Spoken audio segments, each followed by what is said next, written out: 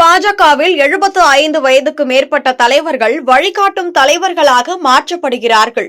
இந்த ரூல்ஸ் இப்போது உள்ள பெரிய தலைவர்களுக்கு பொருந்துமா, அதாவது மோடிக்கும் பொருந்துமா என்று மத்திய உள்துறை அமைச்சர் அமித்ஷாவை மடக்கும் விதமாக பத்திரிகையாளர் கேள்வி கேட்டார்.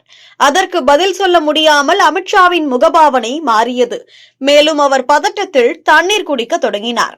பின்னர் எங்களின் கட்சியை பற்றி கவலை கொள்ள வேண்டாம் என மழுப்பும் விதமாக பதிலளித்து தப்பிக்க முயற்சி செய்திருக்கிறார். 75 साल के बाद कोई भी लीडर या फिर मंत्री हो उसको मार्गदर्शक के भूमिका में जाना पड़ता है। तो आपको क्या लगता है अभी हाईएस्ट लेवल पे जो भी है पार्टी या फिर एडमिनिस्ट्रेशन में वो 75 साल हो गया, उसको अपने आप वानप्रस्थ में जाना चाहिए? चलिए मैं बुलाकर आपको बताऊंगा।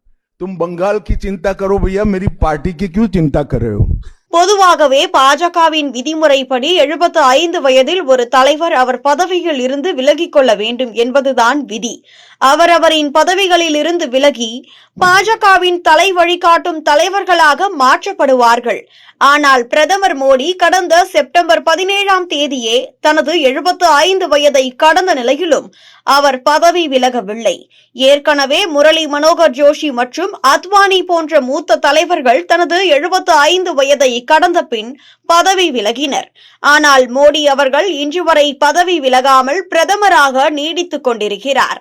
எனவே மேற்கு வங்கத்திற்கு சென்ற அமித்ஷா பத்திரிகையாளர்களை சந்தித்த போது பத்திரிகையாளர் அவரிடம் கேட்ட கேள்வியால் பதில் சொல்ல முடியாமல் அவர் மழுப்பும் விதமாக பதிலளித்து இருப்பது தற்போது பேசுபொருளாகி உள்ளது.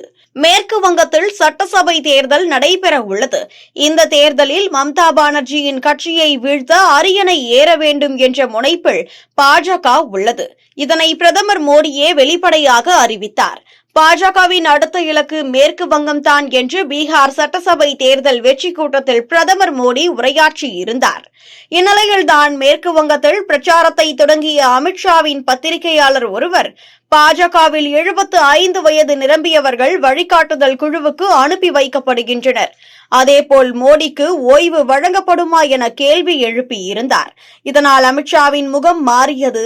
கோபப்படுவது போல் அவர் முகபாவனை இருந்தது.